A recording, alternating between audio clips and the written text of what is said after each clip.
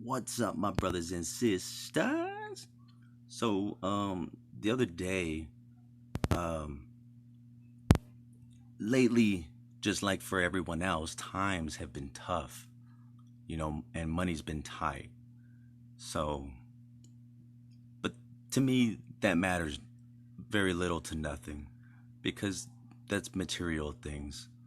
And everything in my possession, I like to think that, how do you say, if someone were to rob me and break into the house today, all they would get out of me is a bunch of boxes, knickknacks, and trash. Nothing really of like worth or like getting bent over losing. You know what I'm saying? And or like the house could catch on fire and everything I own in this room that I occupy could go up in flames and I could get it all back in no time anyways because again, it's just a bunch of boxes, knickknacks, and insignificant things. You know what I'm saying? And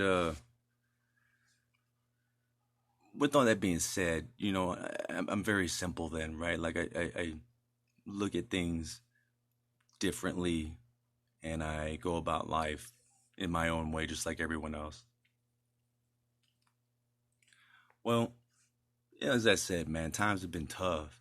And, so I'm running low on gas. Haven't really made too much money that day. Things just ain't really working at all. And basically, this dude pulls up on a pump next to me at the gas station. And he basically pays for the cigarettes that the card got rejected for, the drink that I was going to get, and then the $5 in gas. But then he tells me that he put 25 in gas. And I'm just like baffled, right? And I'm like, man, bro, like you didn't have to do all that, right? Like,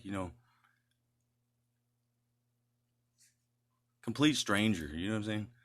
And I don't know. I think for him it was one of those things where he just felt compelled and felt it in his heart that maybe, I could catch a break or something, right? I mean, I don't know what it was. So me and the dude continue to have like conversation while we're pumping our gas because he's literally like on the opposite side of the pump where like I'm pumping gas, right? And I'm just kind of like explaining myself.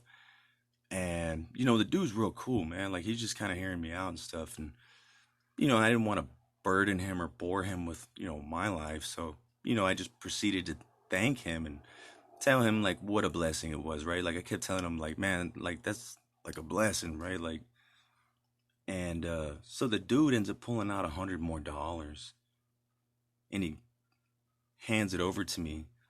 I told him no. I was like, that's a lot of money, man. You know what I mean? And I think he could see it in my face that I was grateful. So he wouldn't let me leave without it, in other words, right? So I had to accept it. I really didn't want to or need it, I guess you could say. I mean, I did, but I didn't, right? Like, and, so I guess you could say, like, it went from a horrible day to feeling just really blessed and seeing the brighter side of things, which is hard to do when there's so many other little things going on. And a while back when I was living at the duplex, and I used to walk down the street and go take videos and pictures of the sky down the road, there was this lady that lived probably about halfway there on like the side block, I guess. Well, she had to have been like a hoarder or something because like her house literally looked like a garage sale like every day, right? But it was just like trash, right?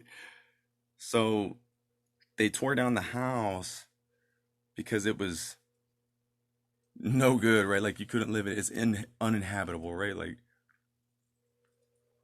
the wear and tear and then everything that like just happened, right? I mean, there was like rats and rodents the size of like cats there. I'd never seen nothing like that in my life. I heard and seen it on movies, right? And heard it in the news, but, you know, anyhow, the lady didn't want to abandon her property, so she put a trailer after they tore the house down. She stayed there in the trailer for a little while, but then I want to say like maybe a month into her doing that, the city came and they told her that she couldn't, that's not habitable either, right? Like even though like the water was accessible, right? Like all she did was just put like a it was like an RV, but it was like, man, it was like a size of like a tour bus. You know what I'm saying? Like, it was like a house. So they took that away from her, and she literally resorted to sitting out there during the day for whatever reason she did and like peeling pecans. I mean, there's like one tree in the yard, so now she doesn't have the trailer, and she put like a bench there, and she was just kind of like occupying it like that, Like I don't think she was like sleeping there or staying there, but I don't really know, So, but I would see her all the time. She was like peeling pecans, and I just like, I felt terrible, and I felt that it was kind of wrong that had happened, but I don't make the rules. And so she was sitting on that bench, and she said, ain't it something? And she knew I was looking at the sky, and it was like fiery red and all crazy looking. And she was like, ain't it crazy? And I was like, what's that? And she said, how can people deny that there's a creator when you could look at something like that, the sun and all the red and what's going on, what's happening?